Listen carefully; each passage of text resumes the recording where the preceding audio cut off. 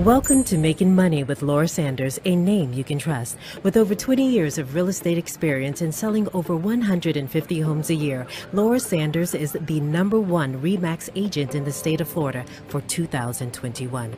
Join us each week as we discuss how to make money through buying and flipping homes, to renting versus selling, and everything in between. To join the conversation, call in live 888-994-4995, Studio A.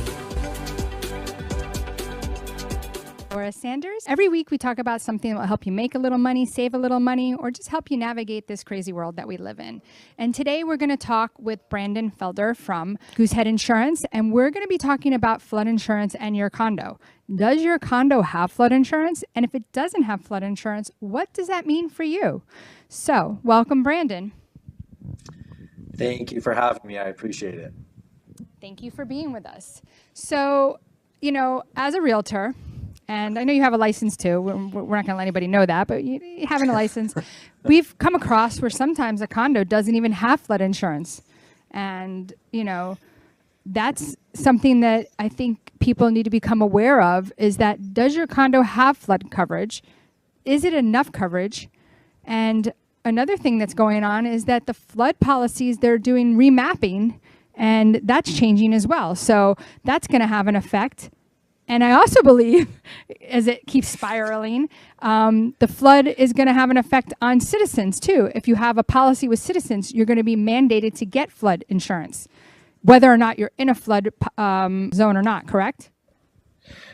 Yes. Now that is specific to regular homeowners policies, like a single family home, not on condo. So Okay. as far as flood insurance goes, let's talk about what flood means, because there's a lot of confusion here. And a lot of times people think, well, my water heater busted and there's water all over my house, so I had a flood.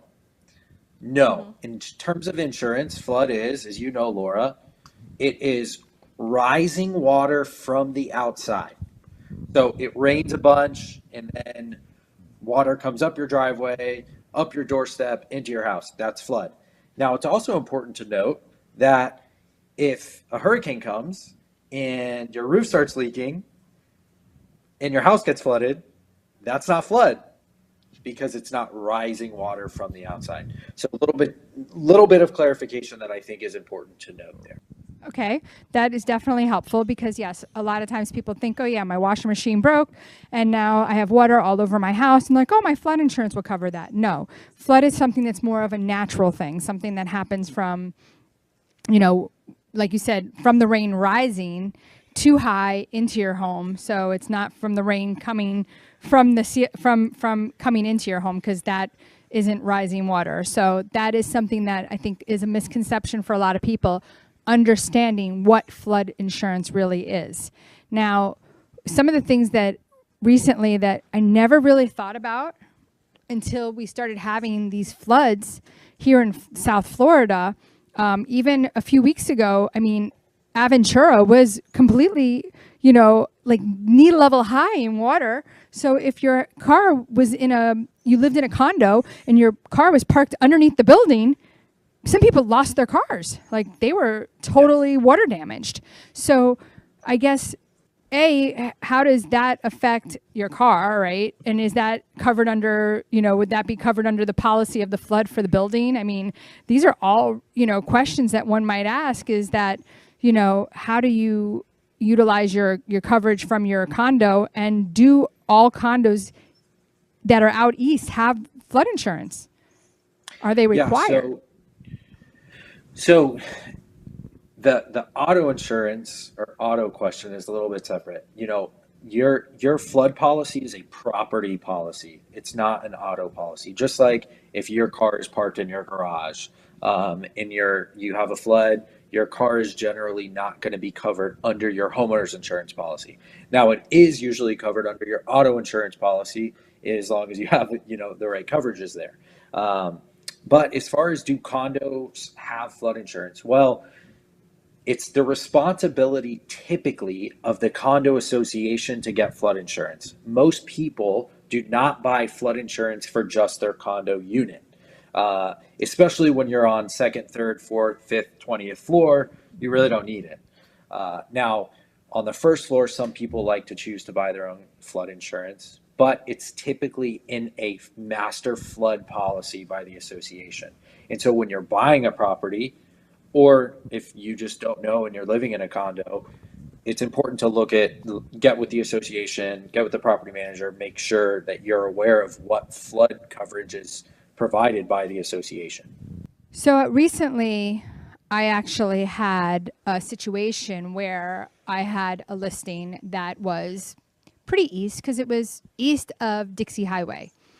And what was going on is that the building did not have flood coverage. Now, I was able to go back to the building and show them how inexpensive the coverage was. It was actually under $2,000 for the entire building, which I thought was actually phenomenal. And we actually were also able to show them a Florida statute that required that they carry flood insurance.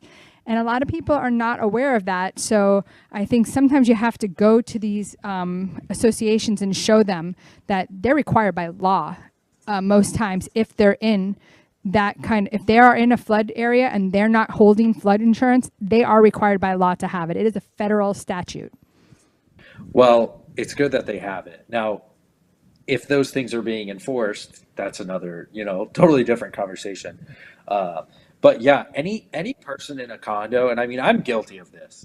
I used to own a condo. I would never go to those board meetings. Like, it's the last thing I want to do on a Tuesday night. I want to go eat dinner and hang out with my family. But going to those are actually becoming ever more important. It's so important to be involved in those things because, like you said, there's people that don't have any insurance, and then there's also boards that are run by people that their brother is the insurance agent and they're jacking up the fee so that they can get a higher commission. Like, that stuff happens all the time. And so going to those things are really, really important. And that's the other thing when you're saying about going to these meetings and knowing what's going on. It's funny that, I list a lot of condos. So I'm always asking the owners, can you get me the budget? I'd like to review the budget. Now, I know the budget has nothing to do with the flood insurance. However, you'll find it on the budget if it's there, right? But a lot of times these, they're saying, that, oh yeah, we have reserves, we're fine, but they don't understand specifically what that means. So you might have a line item for collecting reserves, but is it enough reserves in order for, now Florida is a totally different animal. And of course, we're in Florida, so we're talking about Florida. It is a different animal when it comes to condos versus other areas. So I'm sure insurance here, you insurance agents can make a lot more money here than you can in Minnesota. I mean, I'm guessing. I don't know because it's just on. What? 4 people there. Because there's only 4 people there. What? I said probably we can make more money here than Minnesota because there's only 4 people there. Yeah. Well, it's funny because I was just on the phone with a client on the way here, and he was just calling. He was trying to buy a property in another state. Somewhere I was like, what made you pick there? Like, it was some arbitrary place, right? And he's like, well, I picked it because he's like, oh my God. He's like, taxes are like $2,000 the entire year. And then he was like, insurance is like $400 for the entire year. I'm like, what? He's, so, listen, let's be honest with each other. In the end, yes, it is expensive here, but you're paying for the sun. You're paying for the sunshine. I mean, that's really what it boils down to. So can you tell us about what's going on? I want to go to commercial break, but when you come back, I want you to tell us about what's going on with the remapping, with the flood, and let us know what's going on with that. So we'll go to commercial break, check out our awesome sponsors, and when we come back, we're going to talk with Brandon, and he's going to tell us all about the remapping and how that's going to affect people. Stay tuned. We'll be right back. At JK Closing Attorneys, we do all of the same things that a title company does, but with the benefits of being a law office. We can help with residential real estate, short sales, commercial real estate, refinances, 1031 exchanges, and FIRPTA withholding. Contact JK Closing Attorneys today at 954-332-3111. Again, that is 954-332-3111. Whether you're buying, selling, refinancing, or building your dream home, you have a lot riding on your loan specialist. Max Fish, a top 1% mortgage loan officer in the nation, will give you a same-day qualifying quote. Max Fish is committed to providing his customers with mortgage services that exceed their expectations. Ensuring that you make the right choice for you and your family is his ultimate goal. Contact Max Fish today at 954-729-6933 or max.fisch@nwmcorp.net. You have been watching Making Money with Laura. For more information, contact Laura Sanders at 954-650-0827 or visit her website at laurasell.com. And now back to the show. Hi, everyone, and welcome back to Making Money with Laura Sanders, and I am Laura Sanders. Today, we're here talking with Brandon Felder from the insurance company, and we are talking about flood insurance. And people don't realize how important it is to have flood insurance. We have remapping going on right now. Some condos are not carrying flood insurance when they should be. That is a federal statute that they are breaking. And people, they don't go to their meetings. They have no idea what's going on. And you know what? You don't pay attention until you need to pay attention. So we want to bring it to your attention that you need to make sure that if you do live in a condo, find out what your coverage is. Are you getting enough coverage? Do you want to get your own coverage? Because you can get your own coverage. So, tell us about that, Brandon, and also tell us about the remapping. Yeah, so like you said, some people choose to get their own coverage in a condo. It's very uncommon, but really what you should do to save money and make sure your association's doing what they're supposed to be doing, check them out, do your research on the association, see if they have flood coverage and how much that's for, make sure it's adequate. Now, as far as remapping goes, what you're referring to here is most people may not understand that flood insurance is dictated typically by flood zones. And flood zones are dictated by levels of water and elevation. And so how close is water, how high up is water, and then how high up is the land. And that is all mapped out all across the country, and that's done by FEMA. And so FEMA has this flood map, and anybody can go online and just Google FEMA flood map, and you'll see you can plug in your address, and you can see if you're close to a flood zones around you, but everybody's in a flood zone. Now, if you are in a special flood hazard area, that's a little bit different. So if you're in flood zone X, we say you're not in a flood zone, but that just means you're not in a special hazard area. If you're in flood zone, let's say AH or AE, then you're in a special flood hazard area. And that's where insurance companies and lenders are typically going to require that you get flood insurance.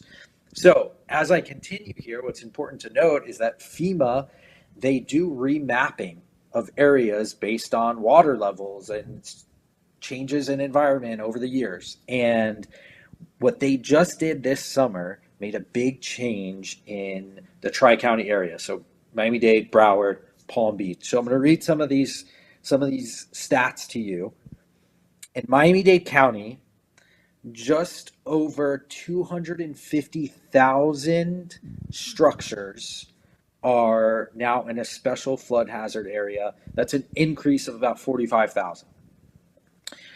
In Palm Beach County, there's about a little over 34,000 properties newly included in a flood zone.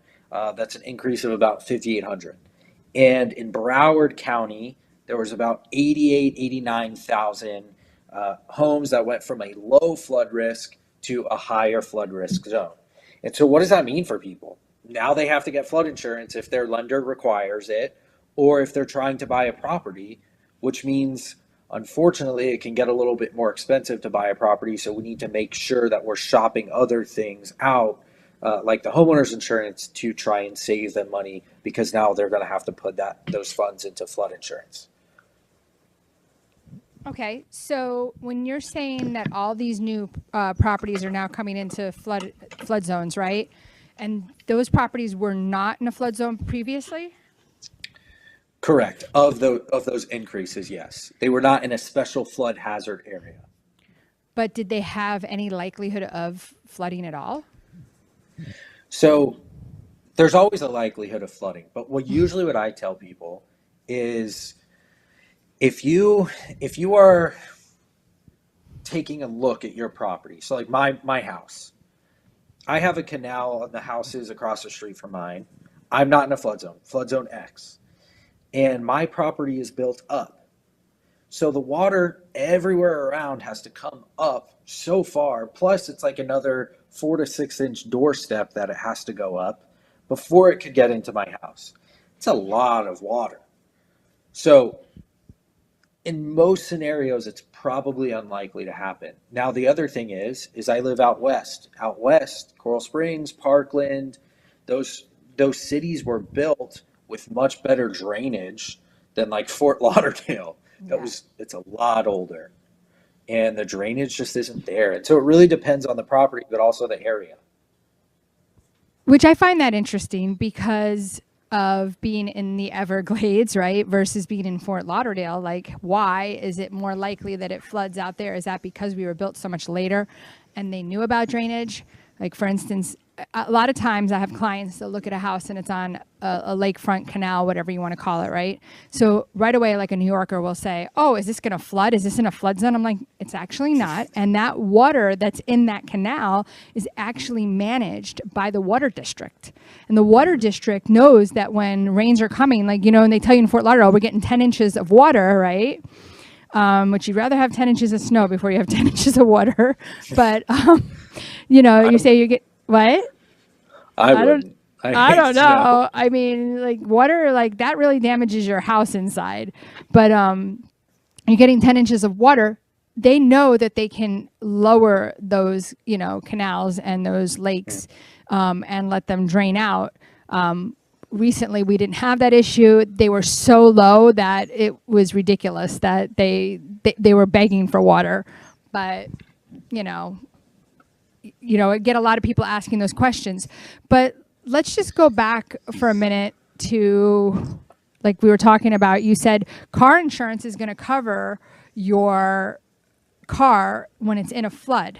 Is there any like stipulations to that? I mean, is that just part of like, you know, is there any, like, when you go to your house, like flood insurance is only like $250,000. So you're going to lose a lot more, and they're not even putting you up somewhere else. So people that lived last year in Fort Lauderdale, the damage was so significant that these people had nowhere to live.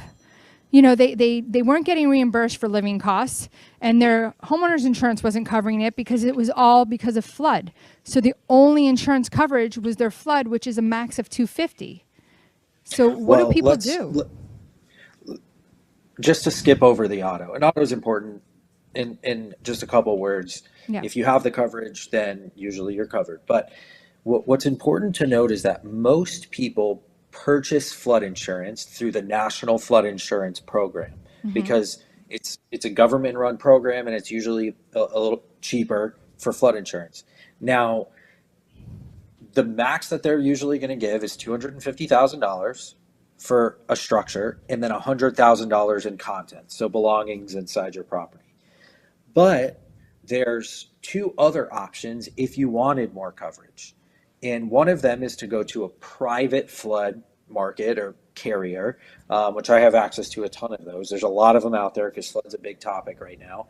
And sometimes for close to the same price, maybe a little bit more, depending on the area and flood zone, you can purchase some of those extra ancillary coverages like replacement cost on your contents or funds to provide you a place to stay in the event that you can't live in your property due to a claim. Another one is pools, coverage for the pools, because sometimes pools, they'll like pop up or they'll get really messed up because of the flood and all the water that causes damage there. So there's a private flood option, but then there's also what we call an excess flood option.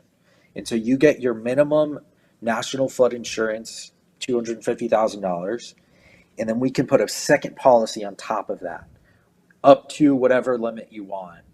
Let's say it's a $750,000 house cost to rebuild. We can get you a second $500,000 policy to cover that gap. Really? What's the cost for something like the cost difference on average? Let's just use like, because listen, I get it. Once you even get to $1 million home, that changes everything too. So let's just take an average 750 house. Well, you know what I'm going to say, Laura. It depends on where it's at and the company I put it with, all of those things. I mean, I would say in a decent area, $1,000 to $2,000 a year. More. It really, there's so many variables. But in addition to the policy, that's probably already $7,000 to $1,000. If you're not Correct. if you're in Young Circle in Hollywood, listen, your flood insurance could be $18,000 depending upon where you're at level wise. I sold a flood policy this week in Marco Island with the highest deductibles they were able to get, a flood insurance program policy through FEMA for $7,000. And what was the coverage on that? $250,000 in building and $100,000 in contents. Just your basic flood. They didn't do excess above it. And if they wanted Marco to do Island's a really high flood zone. and if they wanted to do an excess, like what would that look like? Something you probably would have to look into. Probably no. I've done enough over there in Marco Island. Probably like 8 to 12. Did you say 12? 8 to 12. 8 to 12. Okay. 8 to 12,000 more? Yeah, Marco Island is like the flood Gucci. Like, it's so expensive. Oh my gosh. So if somebody was looking to get a policy or to discuss their insurance needs, because everyone, especially since we're in hurricane season right now, should be definitely talking with their insurance agent. Their insurance agent, should be checking in with you. I mean, if you've been with the same insurance agent for 5, 6, 7, 8 years and you haven't heard from your insurance agent and you just keep renewing, you probably want a new insurance agent, right, Brandon? Well, they definitely want me. That's for sure. Because you'll answer your phone at nighttime. I'll answer my phone anytime. Okay. We should all test him out at 3 o'clock in the morning, everybody. So what's a good number to call you at 3 o'clock in the afternoon, Brandon? 3 o'clock in the afternoon.